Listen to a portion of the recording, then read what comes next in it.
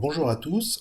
Aujourd'hui, juste une toute petite vidéo, juste pour vous montrer comment j'ai fait pour générer des matrices de graphes connexes, non, eulériens. J'ai refait un nouveau programme, j'ai importé MathRandom, j'ai fait copier-coller pour graphe aléa, vous vous rappelez de ce que c'est, hein, le nombre de sommets, la probabilité. Alors, à l'issue de ça, je ne sais pas si mon graphe, il est connexe, et je ne sais pas s'il est eulérien. Alors déjà, je vais essayer de le rendre eulérien de la façon suivante. Quand j'ai un graphe G, donc une matrice adjacente, alors n, ça va être donc la taille du graphe, je vais faire une liste qui va être donc degré des sommets. Donc au début, je la remplis à 0, et puis après, vous voyez, for i dans le range n, for j dans le range n, j'ajoute à degré de sommet, ici, d'accord, pour im, j'ajoute le précédent plus gij, d'accord. Donc à chaque fois que j'ai une arête entre i et j, d'accord, et ben il me l'ajoute au degré du sommet. Donc à la fin du j, il y a marqué dans degré sommet de i, c'est le degré du sommet i. Voilà.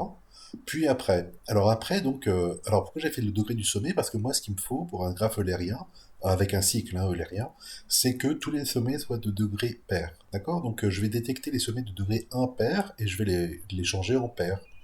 Donc comment je fais? Ben, je dis donc for i in range, donc n-1, je vais pas aller jusqu'à n, parce que j il est après, d'accord, de i plus 1 jusqu'à n cette fois-ci, i est strictement plus petit que j. Alors si jamais le degré de i est impair et le degré aussi de j est impair, donc c'est ce que j'ai mis ici, si le degré du sommet i modulo 2 est compris à 1, donc ça veut dire qu'il est impair, et pareil pour j, et alors je vais donc soit mettre une arête s'il n'y en avait pas entre i et j, soit s'il y avait une arête entre i et j, enlever l'arête, comme ça les deux sommets qui étaient précédemment de degré impair deviennent de degré pair. Ok, je dis que GIJ c'est 1 moins GIJ, d'accord? Comme ça, le 1 moins machin, ça me permet d'échanger les valeurs 0 et 1. Vous voyez, si ça vaut 0, là, ça va valoir 1.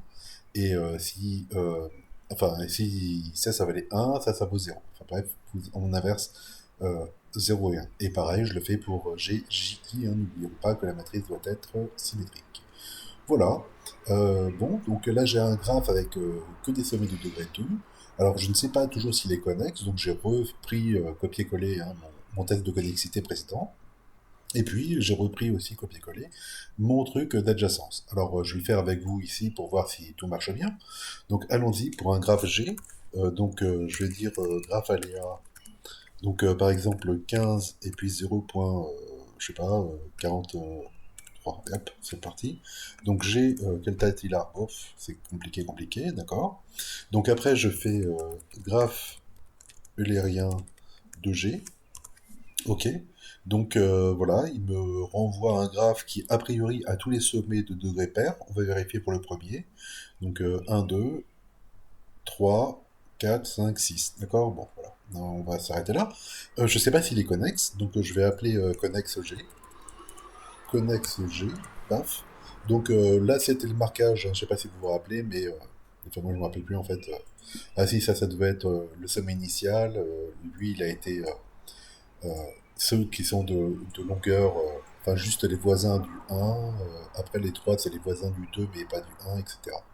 Bon, bref, et là, c'est la composante connexe. Donc c'est bon, il est connexe. Et donc qu'est-ce que je vais faire? Ben, je vais juste le sauvegarder. Donc je vais faire save adjacence. Hop là. D'accord, c'est mon graphe G, et puis le nom du fichier, et matrice, ouais, bon, non, je vais faire graphe eulérien 2.txt. Voilà, ah oui, c'est vrai, il faut faire les petites cotes, ici, que j'ai évidemment oublié, paf, et paf. Voilà, bon, ça ne marche pas, c'est pas grave, je vais trouver. C'était juste pour vous dire comment est-ce qu'on fait pour générer des jeux d'écriture. Prenez peut-être cette habitude, hein, quand vous faites des programmes, essayez de vous dire comment est-ce que je fais pour générer des trucs, pour vérifier si mon programme marche bien ou pas. Ok. Voilà, alors qu'est-ce qu'il me dit ici qui ne va pas? Eh bien évidemment, c'était pas adjacence, hein, c'est mal écrit.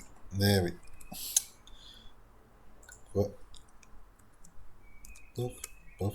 Et voilà. Et donc vous aurez ce graphe-là dans Moodle.